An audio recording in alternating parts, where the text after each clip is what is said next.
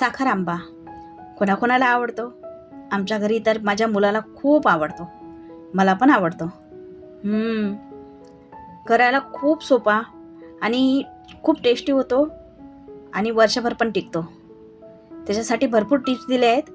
तुम्ही शेवटपर्यंत व्हिडिओ बघा, म्हणजे तुम्हाला त्या सर्व टिप्स कळतील. आणि साखर आंबा कसा झाला हे नक्की सांगा. चला तर मग बघूयात. कैऱ्या छानपैकी आपल्याला धुवून घ्यायच्या आहेत, पण धुवायच्या पहिले आपल्याला जवळपास पाण्यामध्ये कोणताही आंबा असो कैरी असो हे 1 ते 2 तास पाण्यामध्ये ठेवायची असते, कारण याच्यावरचा चीक हा निघाला पाहिजे म्हणून.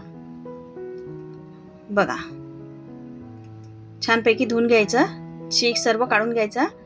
नंतर कैरी छान पुसून घ्यायची. बघा, वरून वगैरे जिथं चीक असतो ना तिथं पण छानपैकी.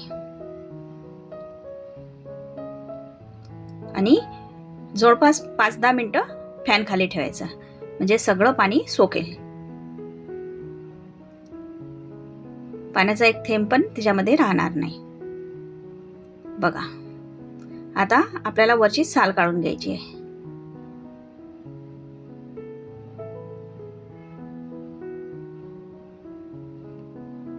आणि कैरी ही पिकलेली नको, त्यामुळे थोडी बघून आणा. लोणच्याची कैरी असते ना तशा टाईपही चालेल,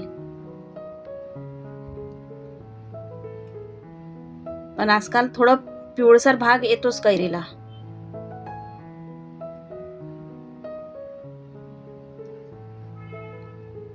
आणि हे बघा, हे आपल्याला जेव्हा आपण खिसतो कैरी तेव्हा फक्त खालच्या दिशेने न्यायचं, वर उलटं आणायचं नाही. उलटं आणलं की कैरीचे अर्धे म्हणजे छोटे छोटे तुकडे होणार. त्या खिसणीमधून खिसतो ना आपण, त्या खिस व्यवस्थित येणार नाही, बारीक प्रकारे येईल. आणि असा हा लांब येणार. बघा, तुम्हाला दाखवते मी.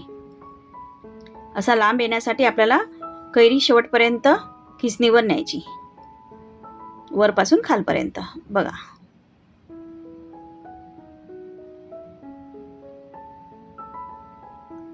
असं करायचं आहे.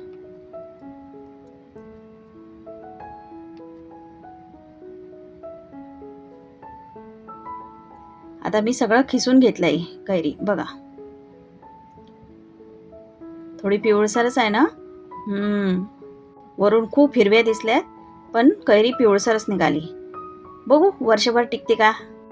आता बघा, मी या भांड्यामध्ये कैरीचा खिस मोजून घेत आहे.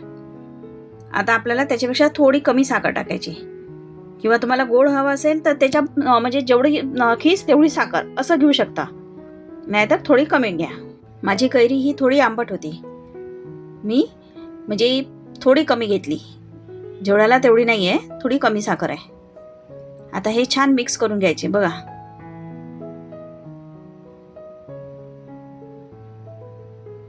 मागच्या वर्षीचा म्हणजे साखर आंबा माझ्या घरी आणखीनही आहे,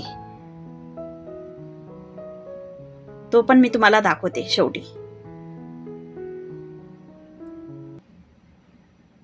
बघा, पूर्ण मिक्स करून घ्यायचं.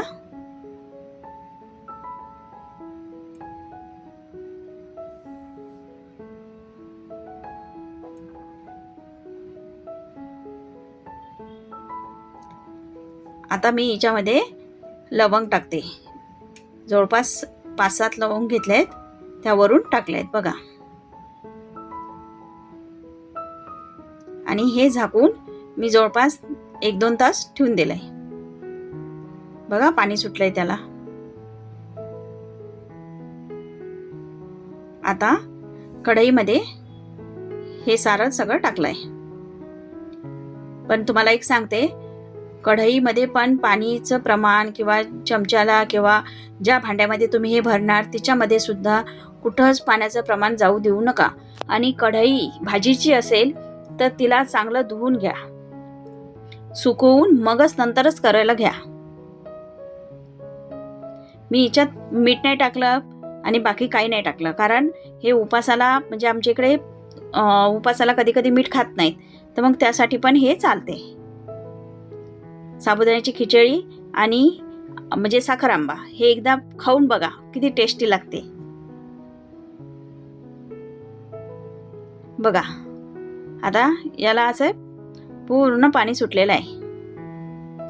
आता हे याचा आपल्याला एक तारी पाक कसा होईल हे दाखवते मी तुम्हाला. हे बघा, थोडं थोडं आता म्हणजे साखरेचं पाणी आटत आहे.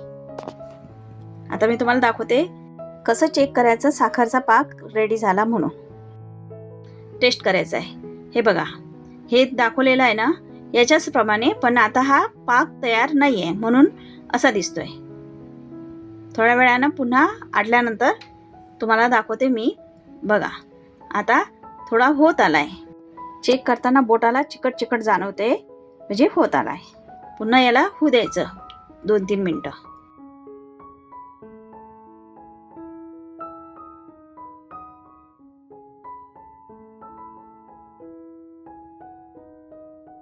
बघा, आता हा रेडी आहे. एक तारी पाक दिसत आहे, दिसते. बघा, आपला साखर आंबा होत आलाय. आणखीन आपल्याला 2-3 मिनिटं होऊ द्यायचं आहे आणि हे चेक करत राहायचं. जास्त पाक घट्ट झाला तर साखर आंबा चांगला लागत नाही. आता आपला साखर आंबा रेडी झालाय, कारण थंड जेव्हा आपण गॅस बंद करतो आणि थंड होईपर्यंत साखर आंबा आतून शिजतच राहतो. म्हणून या प्रोसिजरला इथंच थांबवायचं आपल्याला. पण झाकण ठेवायचं नाही. साखर आंब्याच्या कढईवर झाकण ठेवायचं नाही. त्याचं पाणी म्हणजे साखर आंब्यामध्ये पडून हा साखर आंबा खराब होऊ शकतो. तसंच ठेवायचं आहे फॅन खाली आणि भरून घ्यायचा थंड झाल्यावर. बघा, काचेच्या भरणीमध्ये व्यवस्थित झाकण फिट बसेल अशाच भरणीमध्ये भरून ठेवायचं. चला, झाला की आपला साखर आंबा तयार. या खायला. मी तुम्हाला मागच्या वर्षीचा पण साखर आंबा दाखवते. हा या वर्षीचाच आहे. आणि दुसऱ्या मध्ये बघा थोडं म्हणजे गूळ टाकल्यासारखा झालेला आहे, तो मागच्या वर्षीचा साखर आंबा आहे. चला, लाईक करा, शेअर करा, कमेंट करा.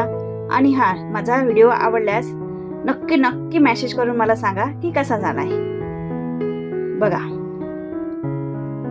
आणि व्हिडिओ पूर्ण बघितल्याबद्दल खूप खूप आभारी आहे. धन्यवाद.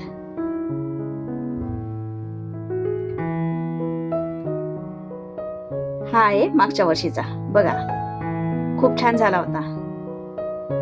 थोडाफार आहे.